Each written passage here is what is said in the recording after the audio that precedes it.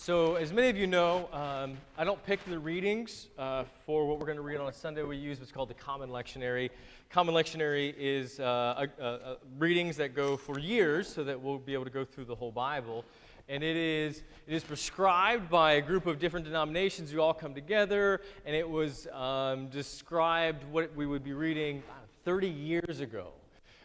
So when we read these readings, they've been separated up into these parts because what Jesus says has so many layers and is so deep, we want to take them as they come.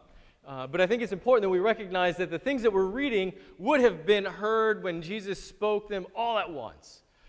And they would have been read when those letters went out to his followers all at once. So the parables that we're hearing are all having to do with each other. They're not separate. It's not this one goes with this one and this one goes with another one. So I want to take a second and talk about what we've talked about. So a couple weeks ago we had the come to Jesus moment, that moment when you realize that your life is ordered incorrectly, and then you want to put that in line with what Jesus has to say.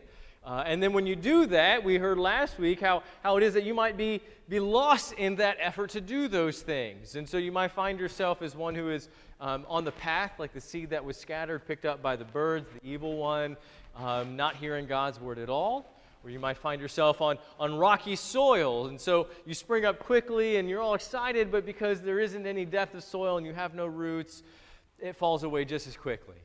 Or you might find yourself surrounded by weeds, which are choking you out as a plant. Or you might find yourself in good soil, where the things that you do are multiplied 30, 60, and 100-fold.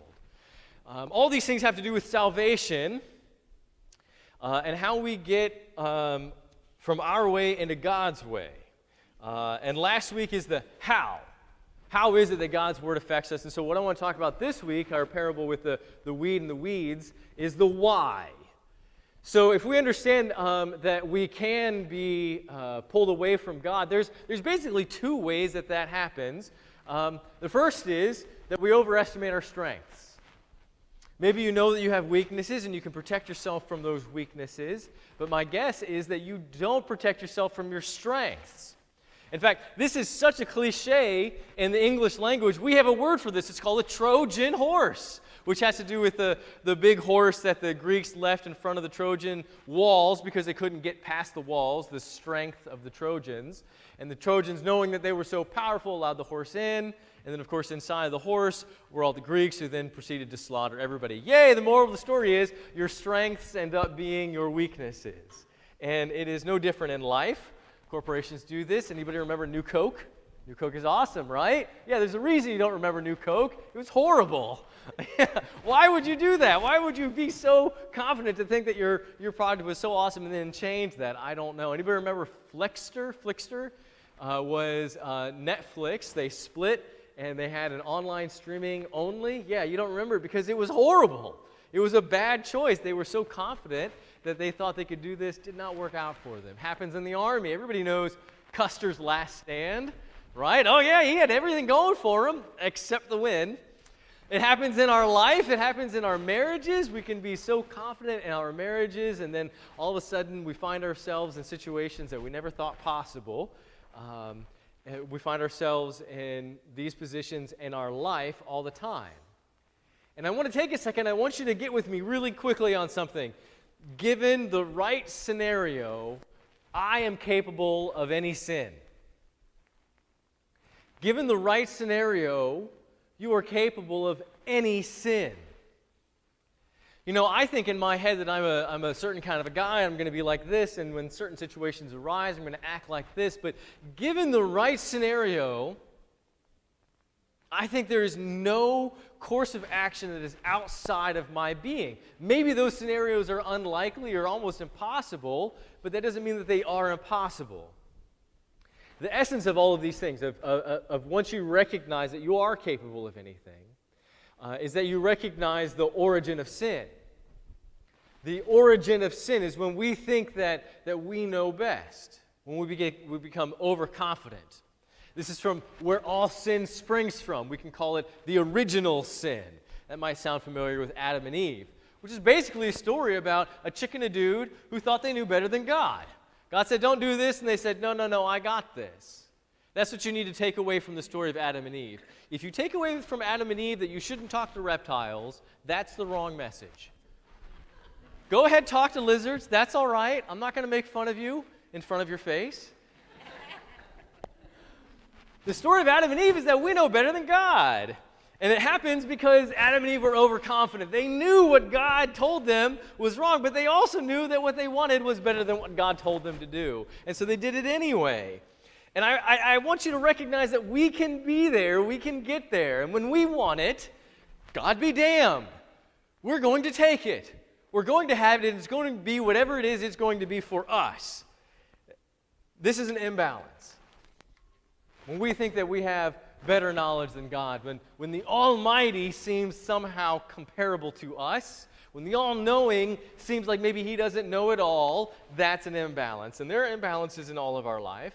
Last week I talked about some of the weeds that we can find ourselves in: work, hobbies, vacation, binging Netflix, and I said that none of these are evil, and none of them are evil. Not a one of them are evil. In fact, there's some goodness to be had in many of them. But look, if you're neglecting your relationships, if you've decided that you're not going to show up on a Sunday because you have to stay at home and binge Netflix and watch the latest issues of Orange is the New Black or I don't know, Stranger Things or whatever your cup of tea is, then that's an imbalance. If your marriage is having trouble and you decide that instead of working on that relationship, you're going to go and you're going to work more, you're going to stay at work longer hours, that's an imbalance. If you decided that Facebook is true and everything you see on it is absolutely 100% how the world looks and acts, well, first of all, you're believing lies. Second of all, I don't know, maybe you're lying to yourself, but what if you think that's true? And then all of a sudden you have to go and make your life perfect. Now you're making more lies. And what if you have to go on a vacation so that you can put up gorgeous pictures of wherever you happen to be so everybody else can think that your life is peaches and cream? You're participating in the collective lie. That's an imbalance again. These are weaknesses that we perpetrate in our life. Right? There's nothing wrong with binging Netflix or working or going on vacation or having hobbies. There's nothing wrong with that. But it's when they become imbalanced. It's when we think that those things are going to solve our problems and we fill our life with them. When we're tempted to do things that we shouldn't do, or we let our insecurities take over in our life. Those weaknesses end up becoming little devils. I had a great conversation. I wrote this sermon before I had this conversation. Remember the Looney Tunes? And Bugs Bunny always had like the good Bugs Bunny on the left, and the little evil Bugs Bunny on the right. Some of the younger ones, you have no idea what I'm talking about. That's all right, Brooks. It's okay. But you can get with me, right? Like when you have these insecurities, when you have these temptations, when these weaknesses manifest themselves, it's actually convenient and maybe even helpful to think of them as little devils. And maybe they are. We don't like to talk about it, but the Bible's very clear. There are malevolent, evil spirits, beings.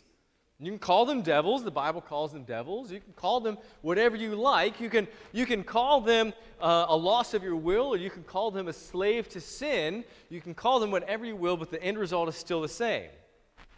If every time your insecurities arise, and that's some little devil pulling that string, then you're a robot. You're a puppet on a string. You don't have free will anymore. You're a slave to whatever sin or whatever insecurity that you happen to have. You don't get to be the person that God meant for you to be. You are, all of a sudden, your weaknesses. And if that's an overconfidence, if you think that you're so awesome at everything, and then you find yourself in a weakness, and you can't go and find help for that weakness, all of a sudden your strength has also become your weakness. And whenever that little devil pulls on that string, we get one more step away from God. If you think you know it all, you get one more step away from God. Your life becomes imbalanced, you get another step away from God. And the end result is the same, that we find ourselves as the weeds. This is Jesus' parable to us, the wheat and the weeds. Remember how I said last week that you can find yourself on any of the paths, and you can go from one path to the other. It's not an exclusive thing. The same thing's here for the wheat and the weeds. It's not exclusive. You're not always a wheat, or you're not always a weed. And I think it's really important that we pay attention to this, that if you find yourself as a weed, it doesn't mean you're always going to be a weed, to use this parable that Jesus taught us. There's a nice big Latin phrase that Martin Luther used to describe just this. I'll save you that and keep you from being bored out of your mind. And I want to get to the problem, which is the biggest problem in Christianity. Do you know what the biggest problem in Christianity is? It's that people think that they are either a wheat or a weed. That they're always one or they're always the other, and that if you are one, then you're not the other. That's the biggest problem in Christianity today. Because what happens, if you think that you're one or the other, here's what happens. Either you realize that the things that you're doing are sinful. You know it. You can see it. You understand what God has told you to do. You look at your actions. You see that the two aren't compatible. And then what do? You lie. You cover it up. You don't let anybody know. Everything's peaches and cream, and on the outside it's beautiful and perfect.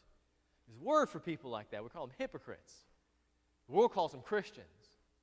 Why does the world call Christians hypocrites? For that very reason, because we decide that all of a sudden we have to be either a weed or a weed. And I'm not a weed. Don't pull me up and throw me in the fire, Jesus. I'm a wheat. I love you. And so I sin, which means I have to make it look like I don't sin and push everything and everybody out. I have to deny the very sin in my life. So now I'm allowing the sin to exist in my world. I'm not getting any help for anybody else on the outside. And if ever that wall falls down, the world's going to see all the horrible, ugly things that I've been hiding. They're going to call a spade, and they're right. Or maybe, if you find yourself and you're doing these sinful things, then you know what you do? You say, well, I like it. I want it. I want it that way. I want to be that way. I want to live in that world. With all my insecurities. I don't want to grow. I'm already good the way I am. Ain't nobody judge me but Jesus, which is a nice catchphrase for saying, I'm a horrible person, and I'm not even going to let Jesus talk to me. That's a kind of a hell on earth. Never mind what's waiting. Or the final one is you say, yes, it's not a sin. Yeah, that thing that I do, it has nothing to do with anything. But you know it is. And you're not going to admit it, and you're not going to find Jesus. You're just going to fall away, chasing whatever and blocking everything out. So really, there's two ways. Either you hide it and you lie about it, or you accept it and you dive deeper. Neither of those are good ways. Which is to say that you don't have to be one or the other, and I'm trying to tell you, we are both. Confession is the acknowledgement of those imbalances. When we confess to God, what we're saying is, I have this weakness. Or, Lord, this is where I've been overconfident. This is the thing that I said that I was so awesome and great at. And you know what, Lord, maybe I'm not. Confession is where you say, hey, you know what, I said this. I said X, Y, Z. That was a lie. And God says, yep, that was a lie. Or you say, you know what, I have been lazy. I haven't been doing any of your work. I haven't served anybody but myself. And God says, yep, you were lazy. You were selfish. Or you say, you know what, Lord, I haven't done anything for anybody. I've been given so many gifts, and you know what I do? I just hold on to all of them. And that was greedy. I shouldn't have done that. And God says, yep, you were greedy. Confession is where you say, I have been replacing your wonderful relationship with all these other bad relationships. And I need to get that right. That's all that confession is. And here's why confession is so amazing. Because every time you sin, if you came to God with that sin, it would be a marvelous and an amazing thing. If every time your weakness rose up, or every time you became overconfident, this is the evil one, right, throwing seeds into our beautifully planted bed. If every time your weakness came up, or every time you were overconfident, you asked God for forgiveness, you would receive it. If every time you asked God for mercy, you would receive it. If every time you asked to be clean, to be made strong, to be protected, or to be made righteous, you would be protected, you would be made righteous, you would be made clean, you would be forgiven. If every time the devil pulled his string, you went to God, he wouldn't pull that string anymore. If every time your weakness made you go to God, then what would happen is your weakness would become your strength. If every time you were overconfident, you admitted it, and you said, look, I overstepped my bounds, Lord, then your overconfidence would actually be the thing that drives you back to God. This is why confession is so amazing. Because it's not that we have to be a wheat or else we're not a wheat, or if we're a weed, then we don't get to be a wheat. It's that we're both. And when we recognize that we're both, then we get to be the wheat. Because here's what happens, y'all. There will be a judgment, whether you like it or not. I know a lot of people don't like to talk about this. A lot of people don't like to talk about judgment. But there will be. God is our judge. He is almighty. He is right to judge us. But I need you to know and recognize the difference between judgment and condemnation. Yeah, we're all going to be judged. That's not up for debate. But we all don't have to have condemnation. You'll be judged and God will say, well, you've fallen short, but that doesn't have to be the end of his sentence. He can say, but I forgive you. Remember when you did this and you said that you were a liar? I forgave you then. Remember when you did this and you said that you were lazy? I forgave you then. Remember when you did this and you said that you were greedy? I forgave you then.